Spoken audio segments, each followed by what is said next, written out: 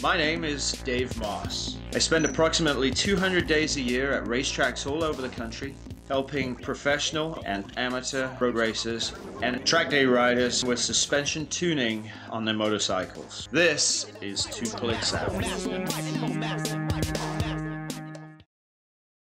Go ahead, 2006. Okay, I've got a 2006 Kawasaki ZX6. It's a 636. It's got stock suspension. The gearing is up a tooth in the back, down a tooth in the front. Okay. Just bone stock OEM suspension. No changes at all. It's been tuned previously, but then it's been tuned by like everybody who walks by my bike. So, but because nothing's. You're just taking advice from other people that give you input. Exactly. Okay.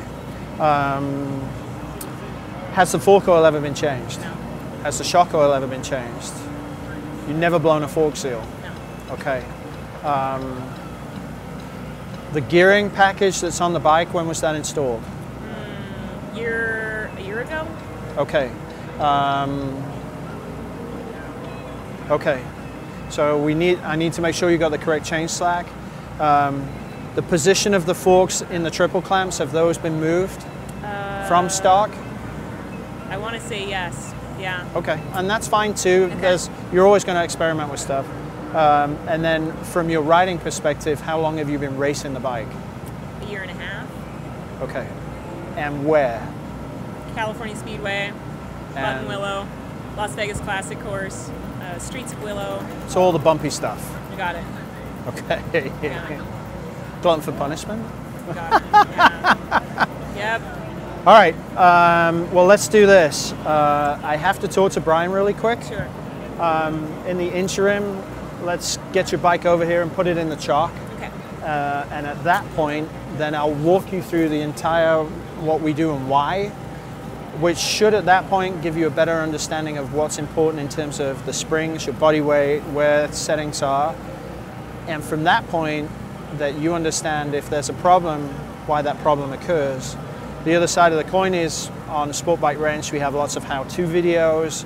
My site's got lots of stuff on there about why tire wear is a certain way. I see, okay. So you can research your own information and start believing in your own feedback. Okay. And that way you won't have to rely on other people.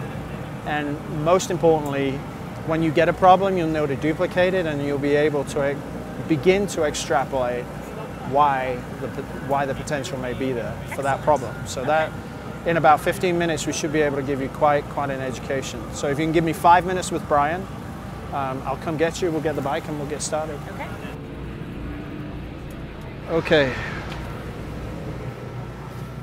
Let's get that put away first.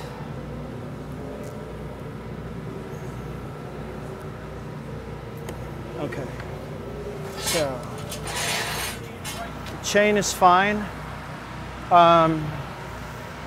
Bike went down where? Has it crashed? Yeah, it kind of fell over, but nothing major. Okay, where? Which track? The infield of Las Vegas. Okay. Actually, How long ago? a year ago. Okay. Did you undo anything on the front end? Undo. By that you mean? Loosen bolts? Okay. No. Because your front end is bent. Is it really? Okay, so what you have, see this triple clamp, everything should be straight. You see this handlebar pushes out just a little more than this one? Get your head right in the middle. Yeah. And so your front end is tilted slightly just a little bit. Every time you go down, you always loosen the lower triple clamp. Oh, really? Because the forks will turn, and that creates a stress which will pull one way or the other, Okay. even if it's slow. So we've already had one bike this morning where the front end was tweaked and the bar was in the wrong place, just like this. So you're riding around with it turning easy one way, but not turning quite the same the other way. I see. So the bike is determining what you do, which is not letting you relax, because the bike should do exactly as it's told, and it's not. So we'll fix that and get that done right away. It's reasonably minimal, but the bar position is a big deal. I see. Because if you're riding around like this, Right. it's going to turn totally differently. So it's important to at least have them even A lot of times you can, depending on what the rider wants, you can bring them in or you can push them out. And sometimes it doesn't seem like much movement, but at the end of the bar is several millimeters, Right. which can make turning a lot less effort, much easier on counter steering, which will allow you to look ahead because you touch the bar and it starts to go. Okay. So let's go ahead and fix that first.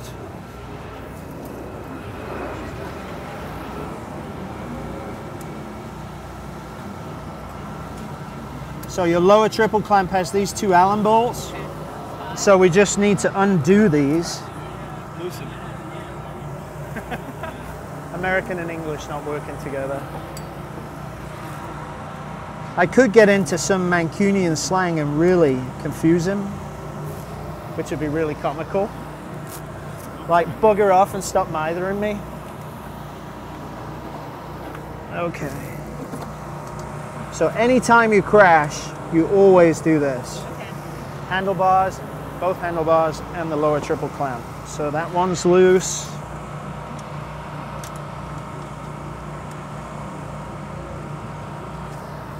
And that one's loose. Yep.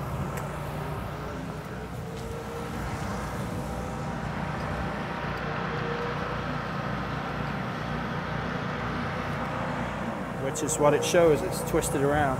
This is the tight side. And that's totally normal, because if one side is stressed more than the other, the bolt's going to be much harder to undo. Right. Okay, So just loosening them and that's all that's necessary? You don't have to adjust anything? that's part one. So now, because we have the bike in the chalk, we can push the bars one way, I see. you hear it crack, Yep. and then push them the other way. No crack going this way, but it cracked going that way, which means this tube was turned inwards. So now you can go either side and it flexes properly. There's still a little crack in there. Yeah. You can hear that. But that should center it up. Just like you did with a bicycle as a kid. Right. It's crude, but we're not at the track. We're not at a shop with a measuring machine to get it perfect. We just need to have it close. That way, when you want the bike to turn left to right, it steers exactly the same way, so it's neutral.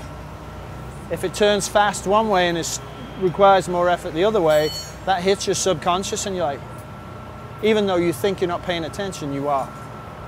And that means you're not fully attentive to what you're doing with the bike. So let's go ahead and tighten these back up.